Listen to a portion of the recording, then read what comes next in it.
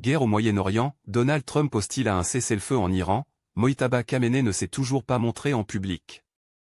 Ce qu'il faut retenir de la journée du vendredi 20 mars, France Info. Guerre au Moyen-Orient, Donald Trump hostile à un cessez-le-feu en Iran, Mojtaba Khamenei ne s'est toujours pas montré en public.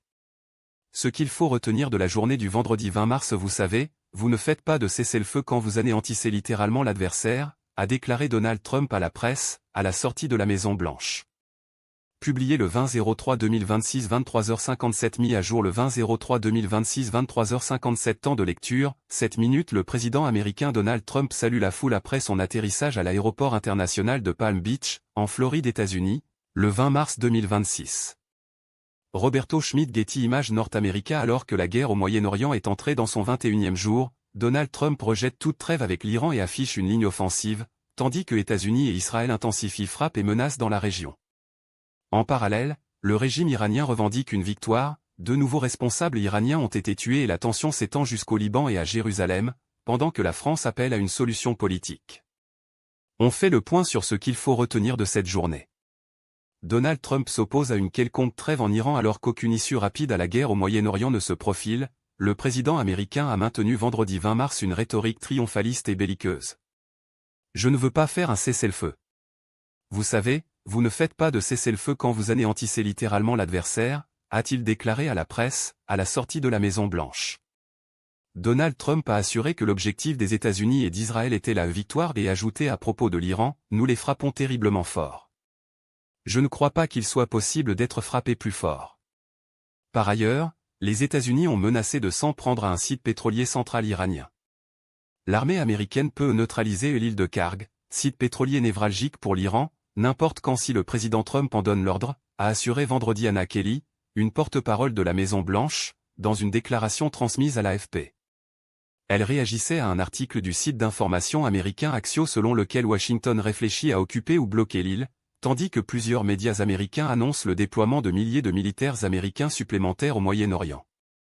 Mojtaba Khamenei s'adresse aux Iraniens, par écrit dans ce message publié à l'occasion du Nouvel An persan, le nouveau guide suprême iranien, Mojtaba Khamenei, a revendiqué vendredi la victoire dans la guerre contre les États-Unis et Israël.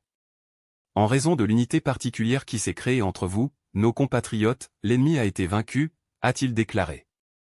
L'ayatollah ne s'est toujours pas montré en public après avoir été désigné pour succéder à son père, Ali Khamenei, tué dans une frappe aérienne au premier jour de la guerre, le 28 février. Le chef spirituel de la République islamique a jugé qu'Israël et les États-Unis avaient eu l'illusion que l'élimination d'Ali Khamenei et d'autres dirigeants militaires provoquerait la peur et le désespoir dans le pays, ce qui leur permettrait de réaliser le rêve de dominer l'Iran puis de le diviser. L'unité de l'Iran deviendra certainement plus forte et plus solide, et ses ennemis deviendront plus humbles et moins puissants, a-t-il estimé. 2 nouveaux cadres du régime iranien tués. L'armée israélienne a affirmé avoir tué le chef des renseignements de la milice paramilitaire des Bassidj, Esmaïl Hamadi, lors d'une frappe à Téhéran dans la nuit du 16 au 17 mars. Dans ses fonctions, Hamadi a joué un rôle central dans la promotion et la mise en œuvre d'activités terroristes menées par les forces du Bassidj. Il était en outre chargé, au nom des gardiens de la Révolution, de faire respecter l'ordre public et les valeurs du régime et a aussi tenu un rôle clé dans la répression des dernières manifestations en Iran, qui ont fait des milliers de morts. Plus tôt dans la journée, les gardiens de la Révolution iraniens avaient annoncé la mort de leur porte-parole Ali Mohammad Naini, tué dans la nuit dans des frappes américano-israéliennes. Son martyr avait été annoncé un peu plus tôt dans la journée depuis Téhéran sur le site internet des gardiens CEPA News, qui a condamné une lâche attaque terroriste criminelle perpétrée par le camp américano-sioniste à l'aube. La France met la pression sur l'Iran. Le régime iranien doit se résoudre à des concessions majeures et à un changement radical de posture, a déclaré le ministre des Affaires étrangères français, Jean-Noël Barrot, dans le cadre de sa visite en Israël et au Liban. Quel que soit le résultat des opérations militaires en cours, il devra être complété par une solution politique produisant des effets durables, a-t-il défendu, lors d'un point presse à Tel Aviv. À cet égard, le régime iranien doit se résoudre à des concessions majeures et à un changement radical de posture permettant la coexistence pacifique de l'Iran avec son environnement régional, a déclaré Jean-Noël Barrot. Il avait auparavant évoqué la stabilité régionale et internationale, pour laquelle le programme nucléaire du régime iranien, son programme balistique et son soutien à des groupes terroristes armés dans toute la région constituent de longue date un ensemble de défis et de menaces. Un impact près des lieux saints à Jérusalem dans la vieille ville de Jérusalem, un débris de missile ou d'intercepteur est tombé à quelques centaines de mètres de la mosquée Al-Aqsa à la suite d'une alerte pour un tir en provenance d'Iran. L'attaque iranienne contre les lieux saints sacrés pour les trois religions révèle la folie du régime iranien, qui prétend être religieux, a dénoncé le ministre des Affaires étrangères israélien, Gideon Sa'ar, évoquant un cadeau iranien pour l'Aïd el-Fitr célébré vendredi. Au Liban, plus de 2000 cibles touchées. L'armée israélienne a affirmé avoir frappé plus de 2000 cibles terroristes au Liban depuis le début de son opération contre le Hezbollah le 2 mars. Au cours de ces opérations, plus de 570 terroristes du Hezbollah ont été éliminés, avance Tsahal, alors que le gouvernement libanais a fait état, jeudi, 2001 personnes tuées, dont 118 enfants. Sujet suivant. Plus de 1500 maires à élire, près de 300 alliances nouées. Quelles sont les configurations au second tour des municipales 2026 ? Freus Info. Publié le 20-03-2026 5h58 mis à jour le 20-03-2026 15h48 Temps de lecture, 4 minutes. Près de 300 alliances ont été nouées pour le second tour des élections municipales. Héloïse Krob France Info. Le second tour des élections municipales se jouera dimanche 22 mars dans tout le pays lors de 561 duels, 821 triangulaires, 171 quadrangulaires et 17 quinquangulaires. Dans une première version de cet article, nous écrivions que 64 nouvelles communes n'avaient pas déposé de liste au second tour. Il s'agissait d'une erreur dans les données transmises par le ministère de l'Intérieur, que nous avons corrigée. Il y a bien, comme au premier tour, 68 communes sans candidat dans le pays. Fusion, alliance, retrait ou candidature en solitaire ? Au terme de 2 jours de tractation, les listes définitives pour le second tour des élections municipales ont été déposées en préfecture avant la date limite, mardi 17 mars, à 18h. Si la grande majorité des communes de France connaissent déjà leur nouveau maire depuis le dimanche 15 mars, 4355 listes se lancent dans un second tour dans les 1542 villes et 29 secteurs de Paris, Lyon et Marseille qui n'ont pas élu leur conseil municipal dès le premier tour. Outre les 1522 listes sans étiquette dans des communes de moins de 3500 habitants, dans le détail, ce sont des listes divers droite et divers gauche qui seront les plus présentes dimanche 22 mars dans les bureaux de vote. AMP, AMP, AMP, AMP, AMP, AMP, AMP, AMP, AMP, lieutenant, IMG SRC http, public.flourish.studio visualisation 28 135 370 thumbnail 8 100 alt visualisation AMP, AMP, AMP, AMP, AMP, AMP, AMP, AMP, AMP, GT. Parmi les configurations de vote attendues dimanche figurent 561 duels, 821 triangulaires, 171 quadrangulaires et 17 quinquangulaires. Dans 68 communes où le premier tour n'avait pas été organisé, un second n'aura pas lieu non plus, faute de candidats. Pour la grande majorité des cas, les listes déposées pour le second tour sont les mêmes qu'au premier, pour celles qui ont fait 10 et ont décidé de se maintenir. Mais pour près de 300 d'entre elles, de nouveaux noms font leur apparition sur les bulletins de vote après des fusions de listes. Les négociations avaient commencé dès le soir du premier tour. À Lyon, quelques heures après les résultats, la candidate insoumise, Anaïs Belois-Sacherifi 10,41, a immédiatement fait savoir qu'elle était prête à discuter d'une fusion technique de sa liste avec celle de Grégory Doucet 37,36 pour garder la ville à gauche. La nouvelle liste d'union de la gauche lyonnaise déposée en préfecture compte 9 personnes de l'ancienne liste insoumise. AMP, AMP, AMP, AMP, AMP, lieutenant, IMG SRC http, public.flourish.studio visualisation 28 142 120 thumbnail 8 100 alt visualisation AMP, AMP, AMP, AMP, AMP, GT, à Paris, Marseille et Lyon, où les électeurs voteront encore 2 fois, pour les élections de la mairie centrale et de leur mairie de secteur. Un 3e scrutin pour la métropole a lieu à Lyon. Les résultats parfois très serrés du premier tour ont dessiné une dernière ligne droite sous haute tension.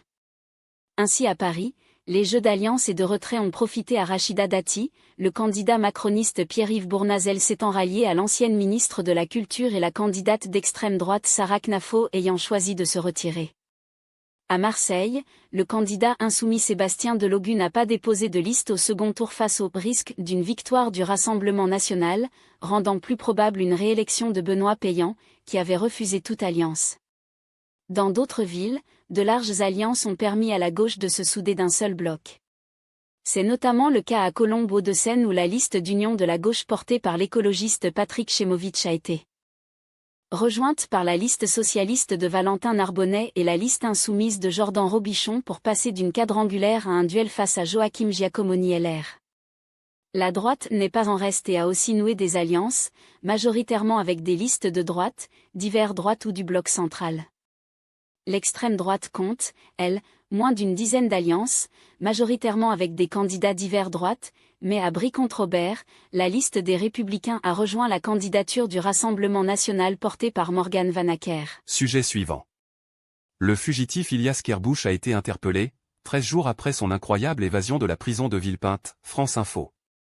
Le fugitif Ilias Kerbuch a été interpellé, 13 jours après son incroyable évasion de la prison de Villepinte. Il avait pu s'évader de la maison des arrêts en Seine-Saint-Denis, après avoir été aidé par 3 faux policiers munis d'un soi-disant mandat pour l'extraire de sa cellule afin de le placer en garde à vue.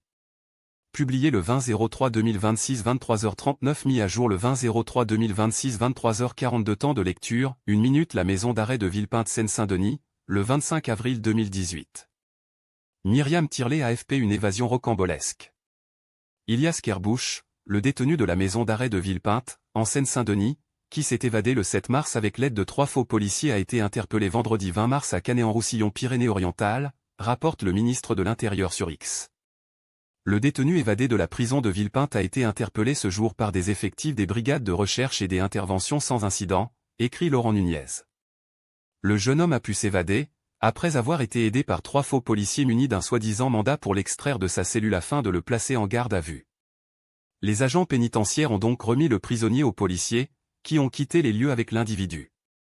Ce détenu de 20 ans est connu des services de police depuis sa minorité et a été condamné à de nombreuses reprises pour des cambriolages. Il est en détention provisoire dans le cadre de 2 dossiers et était en train d'exécuter 4 peines. Sa sortie de détention, avant toute nouvelle décision, était prévue en 2035. Il est notamment mis en examen et placé en détention provisoire dans l'affaire du homejacking de Gianluigi Donnarumma, l'ancien gardien de but du PSG, en 2023. Il a été condamné à 6 ans d'emprisonnement avec maintien en détention, le 28 novembre 2025, par le tribunal correctionnel de Paris, pour complicité de vols aggravés par 3 circonstances. Il a fait appel de cette décision. Sujet suivant. L'acteur américain Chuck Norris, connu pour son rôle dans la série Walker, Texas Ranger, est mort à l'âge de 86 ans, France Info. L'acteur américain Chuck Norris, connu pour son rôle dans la série Walker, Texas Ranger, est mort à l'âge de 86 ans. Il avait été récemment hospitalisé, selon sa famille, qui n'a pas souhaité dévoiler les circonstances du décès de l'acteur. Publié le 20-03-2026 15h12, mis à jour le 20-03-2026 18h21. Temps de lecture, 4 minutes. L'acteur Chuck Norris s'exprime lors d'un événement publicitaire, le 27 février 2018, à Cartagena de India, en Colombie. Ricardo Maldonado Rosso EF-SIPA, je ne vieillis pas. Je passe au niveau supérieur, avait-il écrit, le 10 mars, en célébrant ses 86 ans. L'acteur américain Chuck Norris est mort soudainement, jeudi 19 mars, après une récente hospitalisation, a annoncé sa famille, vendredi, sur Instagram. Aux yeux du monde, il était un artiste martial, un acteur et un symbole de la force, ont écrit ses proches, évoquant une inspiration pour des millions de personnes. Devenu une star grâce notamment à la série Walker, Texas Ranger, diffusée de 1993 à 2001 aux États-Unis, Chuck Norris avait été récemment hospitalisé, selon sa famille, qui n'a pas dévoilé les circonstances du décès. L'ancien champion du monde de karaté, ceinture noire dans plusieurs disciplines, s'était fait une place à Hollywood en jouant dans des films d'action dans les années 1980. Vidéo depuis une vingtaine d'années, ce soutien de Donald Trump était également devenu une figure d'Internet, au cœur d'une série de blagues, le Chuck Norris Facts, lui attribuant des pouvoirs surhumains. Il était régulièrement invité lors de ses apparitions télévisuelles à les commenter. Dans l'une d'elles, il avait dévoilé l'un de ses Chuck Norris Facts préférés. Il voulait ajouter le visage de Chuck Norris au mont Rushmore, mais le granit n'est pas assez dur pour sa barbe. Ces blagues trouvent leurs origines dans les personnages d'invincibles héros qu'il a souvent incarnés au cinéma et plus tard, à la télévision, dans la série Walker, Texas Ranger. Après en avoir ri, l'acteur finit en 2007 par porter plainte contre l'éditeur qui a compilé ses Chuck Norris Facts dans un livre. Certains des faits sont racistes, obscènes ou montrent M. Norris se livrant à des activités illégales, détaille la plainte. car l'acteur tient à son « image positive », comme il le confiait au New York Times en 1993. Il a souvent incarné des personnages honnêtes. Vidéo né Carlos Ray Norris, le 10 mars 1940 à Ryan, Oklahoma, le comédien a commencé sa carrière au cinéma dans un film culte. Matt Helm règle son compte 1968 où il n'est cependant pas crédité, rapporte Variety. Il rencontre plus tard Bruce Lee lors d'une démonstration d'arts martiaux à Long Beach, en Californie. L'icône des arts martiaux en fait son partenaire de jeu dans La Fureur du Dragon 1972. Dans les années 70 à 80, Chuck Norris est à l'affiche de nombreux films d'action et devient lui-même une figure incontournable des fictions consacrées aux arts martiaux. Dans sa filmographie, l'on retrouve ainsi les sagas Delta Force et Portée disparue, Le Commando des Tigres Noirs 1978, La Fureur du Juste 1980, Œil pour œil 1983, Sale temps pour un flic 1985 ou encore Le Temple d'or 1986. En 2012, Chuck Norris est au casting du long-métrage Expendable 2. Unité spéciale, deuxième volet d'une saga réunissant les vedettes des films d'action cultes du box-office. En 2020, l'acteur américain était au générique de la série Hawaii 5.0, l'une de ses dernières apparitions à l'écran. Les réactions ont afflué vendredi à l'annonce de sa mort, venant notamment d'autres acteurs connus comme lui pour leur rôle dans des films d'action ou d'arts martiaux. Sylvester Stallone a ainsi salué un grand homme, tandis que Jean-Claude Van Damme a rendu hommage à une personne pour laquelle il a toujours eu du respect. Depuis mes débuts dans les arts martiaux, puis lorsque je me suis lancé dans le cinéma, je l'ai toujours considéré comme un modèle, a déclaré de son côté Dolph Lundgren, louant son respect, son humilité et sa force. L'acteur a aussi été salué par le gouverneur républicain de l'État du Texas, décor de la série qu'il a installé dans les foyers américains. Tout le Texas pleure la mort de Chuck Norris. Il a galvanisé des générations de conservateurs, leur insufflant la passion et la force de se battre pour les principes qui font des États-Unis, la plus grande nation du monde, a déclaré Greg Abbott sur X. Chuck Norris était également un soutien du premier ministre israélien Benjamin Netanyahou. Vendredi, ce dernier a rendu hommage à un grand ami d'Israël et un ami proche, sur son compte Facebook. Sujet suivant. Triple meurtre d'Angers. Al-Kawad Al-Zin Suleiman condamné à la perpétuité assortie d'une peine de sûreté de 22 ans, la défense fait appel. Le verdict est tombé après 6 heures de délibération. Le triple meurtrier présumé d'Angers a été condamné en première instance à la perpétuité assortie d'une peine de sûreté de 22 ans. Les jurés ont suivi le réquisitoire de l'avocate générale. La défense annonce ce vendredi soir 20 mars faire appel. La quotidienne Société de la vie quotidienne aux grands enjeux, recevait tous les jours les sujets qui font la société locale, comme la justice, et l'éducation, la santé et la famille. France Télévisions utilise votre adresse email afin de vous envoyer la newsletter La quotidienne Société. Vous pouvez vous désinscrire à tout moment via le lien en bas de cette newsletter. Notre politique de confidentialité, c'est aux victimes que l'avocate générale réserve ses premiers mots. Il est impossible d'imaginer l'abîme que vous subissez depuis 4 ans. Ce procès n'a malheureusement pas répondu à toutes les questions, déclare-t-elle en débutant son réquisitoire. Elle revient sur la nuit du drame, l'interdit absolu dans la société a été bafoué à 3 reprises ce soir-là 16 juillet 2022. La magistrate rappelle qu'elle était de permanence au parquet des Angers ce week-end-là. Elle est réveillée en pleine nuit par le commissariat. Une première fois pour signaler 3 blessés et l'interpellation des 1 suspect. Un deuxième appel, elle informe que les 3 victimes sont décédées, que des homicides ont été commis. Elle raconte son arrivée et cette question qui la taraude, s'agit-il d'un attentat ? Sur place, elle découvre une scène de crime. C'est une scène de guerre. Il y a du sang. Énormément de sang. Un objet anodin retient son attention, les claquettes de l'accusé. Il les a perdues pendant son interpellation, ce détail la sort de la sidération. C'est un énorme gâchis. Celui d'un homme qui, ne supportant pas d'être rejeté après avoir agressé sexuellement 2 jeunes filles présentes sur les lieux, a exécuté 3 jeunes gens avec une précision chirurgicale. Elle souligne qu'avant les faits, l'accusé a consulté pendant 3 heures des sites pornographiques tout en s'alcoolisant. L'accusé est rejeté, devient insultant avec les personnes qui s'opposent à ces agressions sexuelles. L'accusé est frappé par les victimes qui alertent les pompiers, la police, poursuit-elle. Je ne veux pas qu'on entende un seul reproche à l'égard des victimes. Elles ont fait face à un individu de 30 ans ivre, menaçant, arrachant le t-shirt des jeunes filles, disant « Je vais revenir ». Je regrette profondément qu'il n'ait pas été interpellé à ce moment, déplore l'avocate générale. Lui seul est à l'origine de tout ce déchaînement de violence et rien ne viendra justifier de tels actes, ajoute-t-elle. Monsieur Alzine Suleiman savait où frapper. Il ne peut pas ignorer, il a touché des zones vitales. Les victimes se sont vidées de leur sang, insiste la magistrate. Elle décrit des gestes assénés avec force.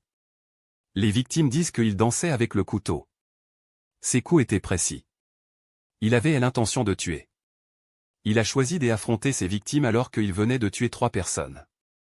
On n'est pas sur un geste de pulsion où les coups pleuvent au hasard, c'est une vengeance. C'est prémédité. L'avocate générale le désigne coupable des faits de meurtre et de tentative de meurtre sur 3 autres. Pour l'ensemble de ces crimes, elle demande aux jurés de retenir la circonstance aggravante qu'ils ont été précédés d'un autre crime agression sexuelle, dont une sur mineur. Il est coupable pour l'ensemble des faits reprochés. Pour les 6 crimes commis, elle requiert la perpétuité assortie d'une période de sûreté de 22 ans, d'une interdiction de port d'armes et d'une interdiction définitive de territoire français. C'est un dossier hors norme que vous avez à juger. Ces faits hors normes ne méritent qu'une seule réponse, altération ou pas, la perpétuité, lâche-t-elle aux jurés qui se retireront pour délibérer dans la journée après les plaidoiries de la défense. Les 2 avocats de la défense ont plaidé en fin de matinée. L'une s'est concentrée sur le manque de cohérence et les fragilités d'une enquête défaillante. Certains témoins étaient aussi alcoolisés la nuit du drame, ils se connaissent et donc auraient pu se mettre d'accord sur ce qu'ils allaient dire. Elle pointe le manque de professionnalisme des policiers qui n'ont pas interpellé l'individu, car pas de plainte déposée, mais ils auraient pu le faire, même sans. D'autres aspects du dossier sont soulevés, pas de recherche de couteau. Aucune preuve matérielle d'une des agressions sexuelles, dénonce l'avocate. Le deuxième avocat, lui, s'est concentré sur la personnalité de son client qui n'inspire pas beaucoup de sympathie, est froid, insondable et ne se souvient de rien. Intellectuellement, il sait, note l'avocat, quand il a vu les vidéos, ce qu'il a commis, mais dans sa chair et dans son âme, il lui est impossible de s'en emparer. Les experts ont rapporté par 2 fois son stress post-traumatique complexe. Et l'amnésie est bien réelle, puisqu'il a de gros problèmes avec les repères de temps, insiste la défense. Mon client a des troubles mentaux, et à cause de cela, il ne peut pas être jugé de la même manière qu'un autre accusé. L'altération de son discernement est bien prouvée. L'avocat revient aussi sur le parcours chaotique du meurtrier présumé depuis le Soudan et sur la figure paternelle qui, pour lui, est au cœur de son schéma de violence. J'ignore pourquoi j'ai fait ça. Je ne me pardonnerai jamais et je sais bien que même Dieu ne me pardonnera pas, jamais. Je suis sincèrement désolé pour les familles des victimes, a déclaré Al-Kawad Alzine Suleiman avant que les jurés ne se retirent pour délibérer. Il leur a fallu plus de 6 heures pour s'accorder sur un verdict. Comme l'avait requis l'avocate générale, il est reconnu coupable en première instance du triple meurtre, des 3 tentatives de meurtre. Coupable aussi d'agression sexuelle. Outre la perpétuité, la Cour prononce une interdiction de port d'armes de 15 ans et une interdiction définitive du territoire français. La Cour a par ailleurs considéré que l'accusé était bien atteint d'un trouble du discernement au moment des faits. En revanche, elle décide d'exclure le bénéfice de la diminution de la peine, précise la présidente. À l'issue de cette 6e et dernière journée d'audience, les avocats de la défense ont décidé de faire appel du verdict. Il y aura donc un 3e procès à Laval ou au Mans. Retrouvez-nous sur nos réseaux sociaux et sur France.tv.